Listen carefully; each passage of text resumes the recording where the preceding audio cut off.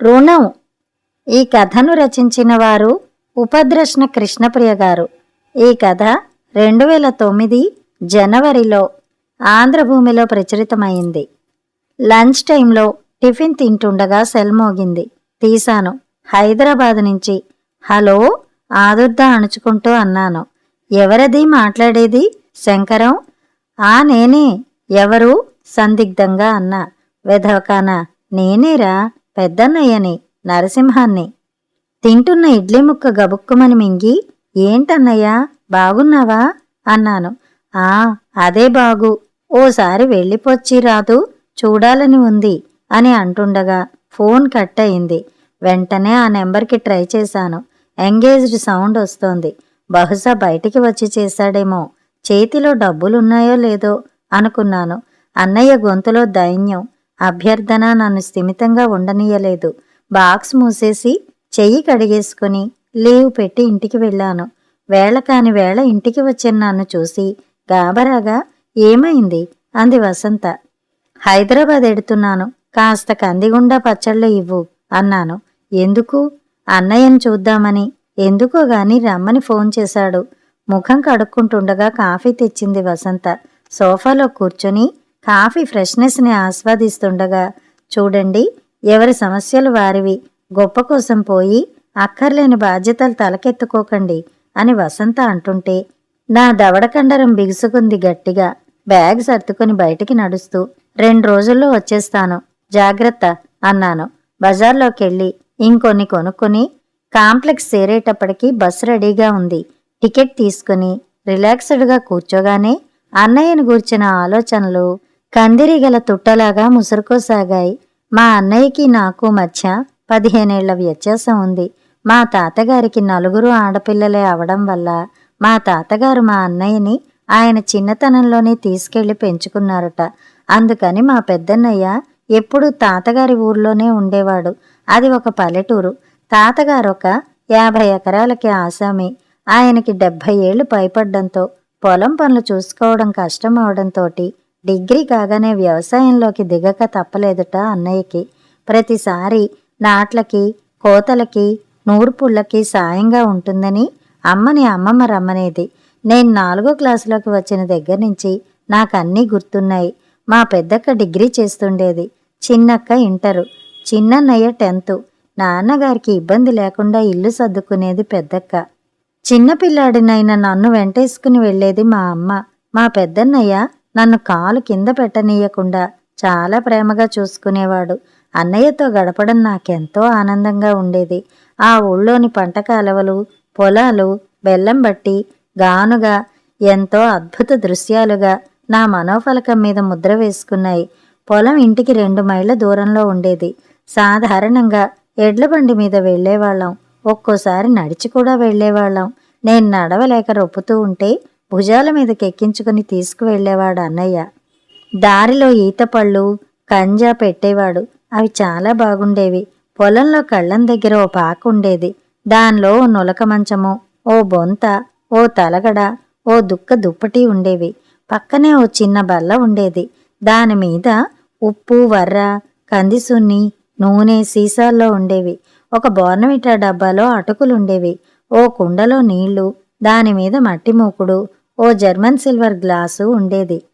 ప్రతి సాయంకాలము మా అన్నయ్య నాకు పెట్టే ఉపహారాలు ఎంతో రుచిగా ఉండేవి. ఒకరోజు అటుకులు, కందిసున్ని, నూనె కలిపి పెట్టేవాడు.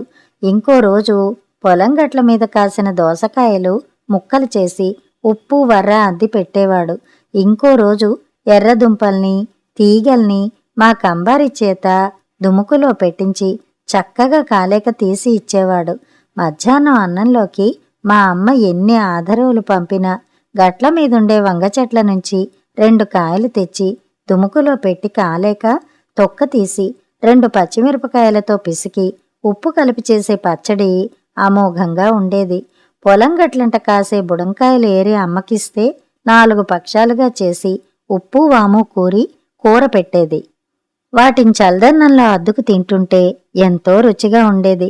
ఊరి మొదట్లో ఒక పెద్ద బెల్లం బట్టి ఉండేది.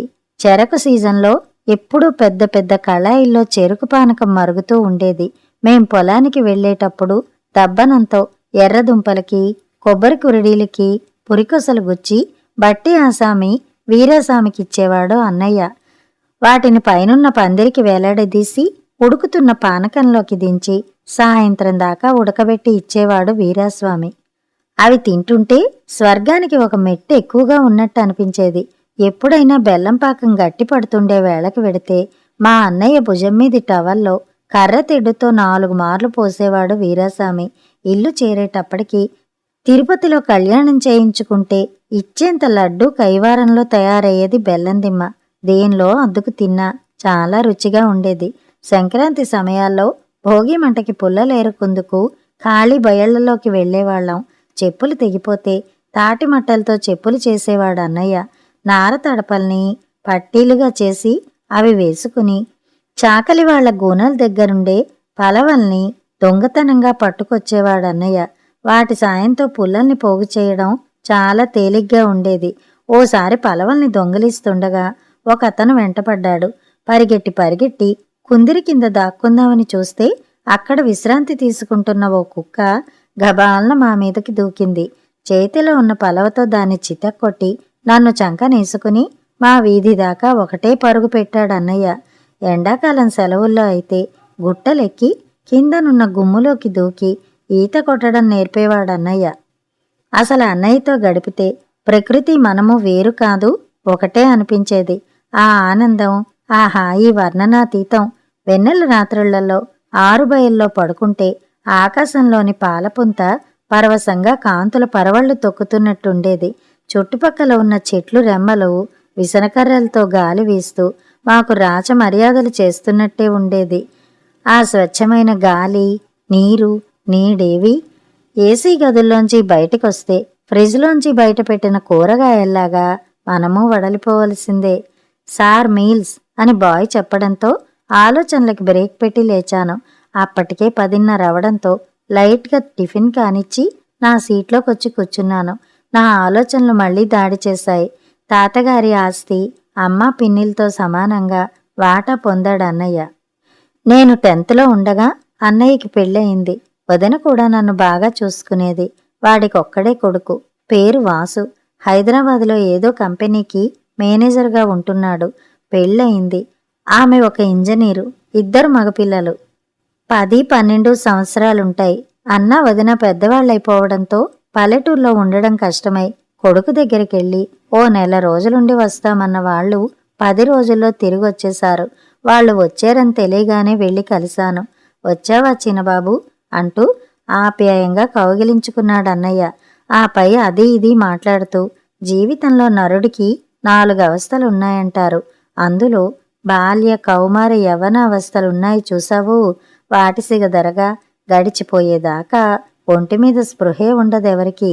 కాని వృద్ధావస్థ వచ్చినట్టు ఇట్టే తెలిసిపోతుందిరా. అదే కదా ఆఖరిఘట్టం. అక్కడ ఏ ఇబ్బందులు పడకుండా హాయిగా గడపడం ఎంతో అదృష్టం అన్నాడు సాలోచనగా. వాడు బయటికెళ్ళినప్పుడు ఏమైంది వదినా అని అడిగాను మా వదిన్ని. ఏముంది, కొడుకు దగ్గర 4 రోజులుంటే వేదాంతం పుట్టుకొస్తోంది మీ అన్నయ్యకి. వాళ్ళంతా పొద్దున్నే 7-8 అయ్యేటప్పటికల్లా ఇల్లు వదిలి వెళ్ళిపోతారు. పిల్లలు తొందరగానే వచ్చినా అబ్బాయి కోడలు 6 అయితేనే గాని ఇల్లు చేరరు. మన వంటలు వాళ్ళకి నచ్చవు. వాళ్ళ వంటలు ఒకే రకంగా ఉండి మాకు సంతృప్తిగా ఉండేది కాదు. యాంత్రికంగా గడిచిపోయే జీవన విధానం వారిది. మన వ్యవస్థలో ఆడది వంటింటిని, మొగుణ్ణి, పిల్లల్ని కనిపెట్టుకునే మనిషి అవడం వల్ల విధి వక్రించిన అవసరపడితే నలుగురికి వండిపెట్టి తాను తినగలదు. మగవాడి విషయం అలా కాదే. మగవాడు డబ్బు సంపాదించడము, పై పనులు చెయ్యడం వరకు మాత్రమే గిరిగీసుకోవడం వల్ల, వంటింట్లో ఓనమాలు కూడా తెలియకపోవడం వల్ల ఎంత డబ్బు ఉన్నా విధి వక్రిస్తే ఎవరైనా ఆదరంగా ఇంత ముద్ద పెట్టకపోతే వృద్ధాప్యం నరకమేనయ్యా.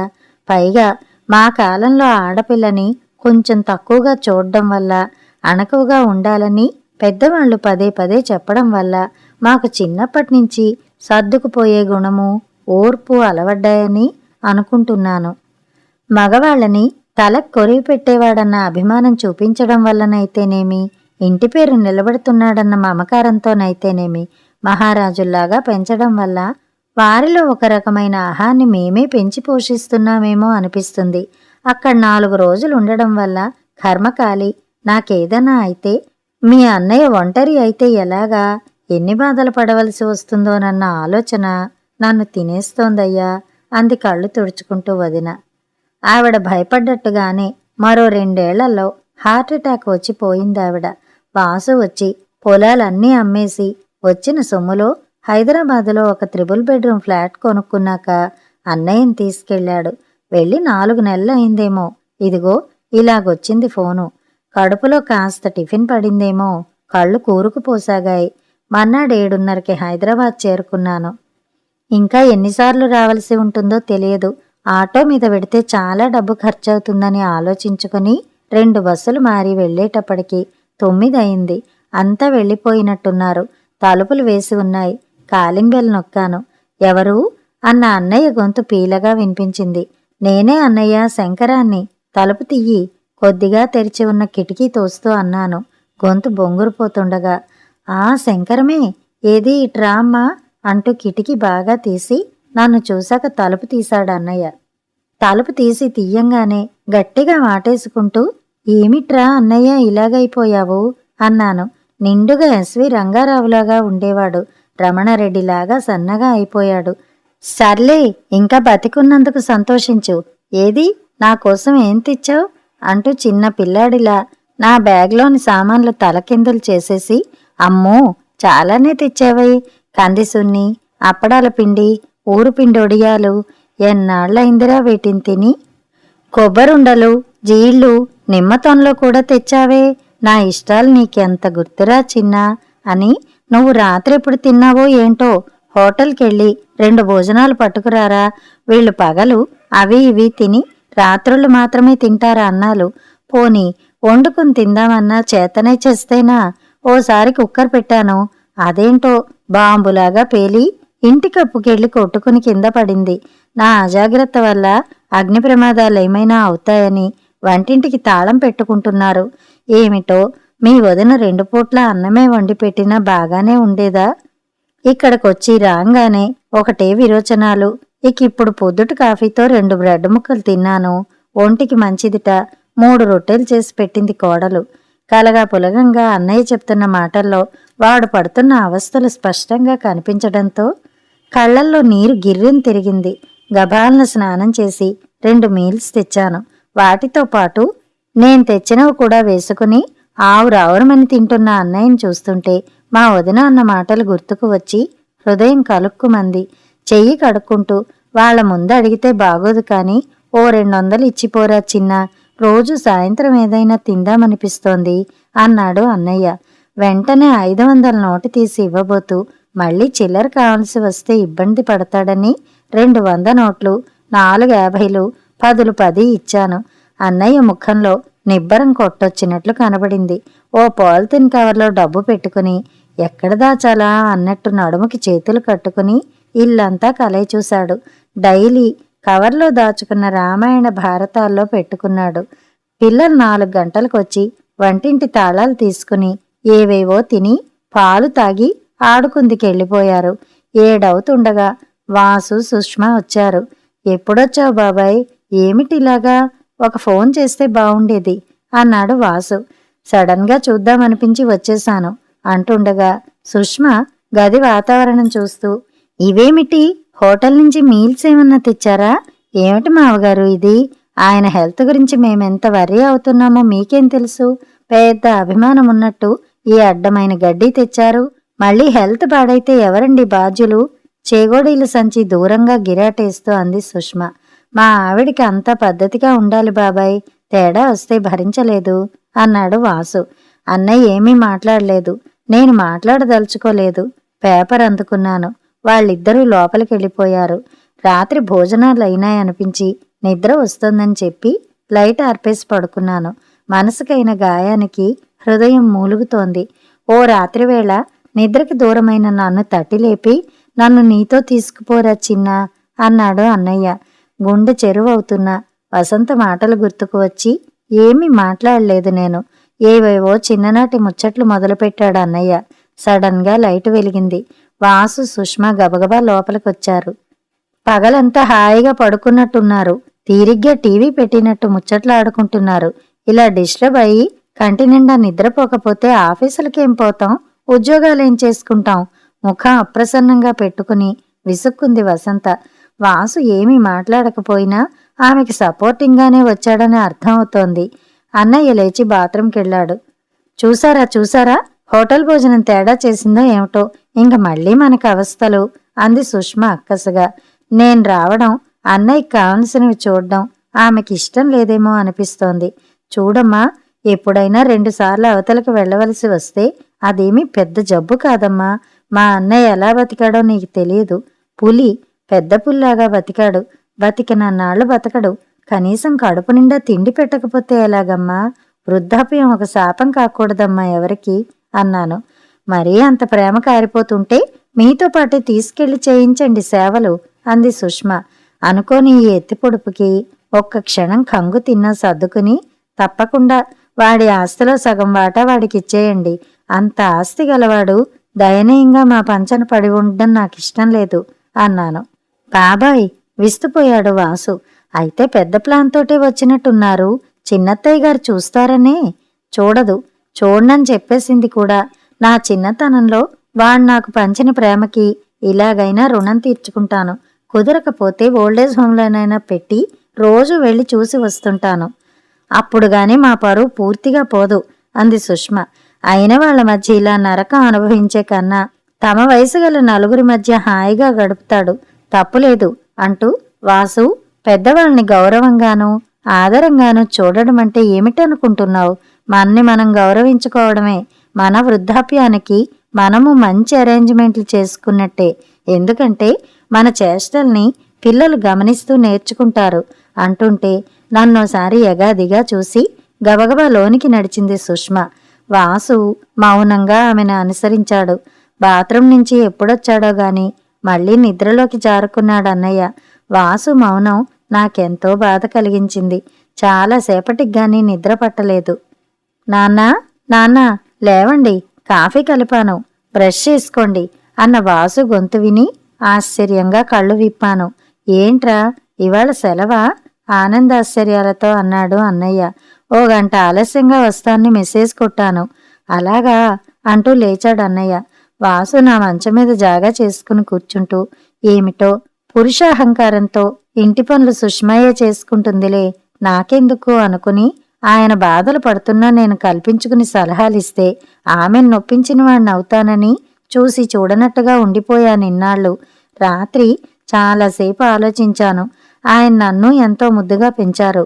నువ్వు చెప్పిన అవకాశాలు నాకు ఉన్నాయిగా. ఆయన ప్రశాంతంగా నా దగ్గరే గడపాలి. గడుపుతారు కూడా, నన్ను నమ్ము అని వాసు అంటూ ఉంటే ఎంతో ఆనందంగా అనిపించింది. ఎప్పుడు లేచారో పిల్లలు గుమ్మం దగ్గర నించుని చూస్తున్నారు. రండిరా, ఇలా రండి, మీ చిన్నతాత బోలెడు చిరుతిళ్ళు తెచ్చాడు అని అన్నయ్య అంటుంటే సంశయంగా చూస్తున్న వాళ్ళని రండి నాన్న రండి లోపలికి అని వాసు అనంగానే ఇద్దరూ లోపలికొచ్చారు. అన్నయ్య తడుముకుంటుంటే పెద్దాడు బ్రష్ మీద పేస్ట్ వేసి అందించాడు. చిన్నవాడు చెదిరిన దుప్పటి దులిపి సరిచేశాడు.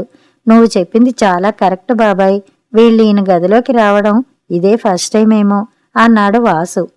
నిన్నటి పరిస్థితి చూసి ఇవాళ అన్నయ్యని వదిలి ఎలా వెళ్లాలా అని మదనపడుతున్నాను. ఇప్పుడు నాకెంతో రిలీఫ్గా ఉంది అన్నాను వాడిని దగ్గరికి తీసుకుంటూ. అప్పుడే మీ బాధ్యత అయిపోయిందనుకోకండి. ప్రతి నెల వచ్చి చెకింగ్ చేయాల్సిందే. ఈయన్నెవరు నమ్మేరు అంటూ వచ్చింది సుష్మ. అక్కర్లేదమ్మా, మీ అందర్నీ వీడి చుట్టూ చూస్తుంటే మా అన్నయ్యకి నా దిష్టే కొట్టేట్టుంది అంటుంటే గలగలా నవ్వేశారు అందరూ.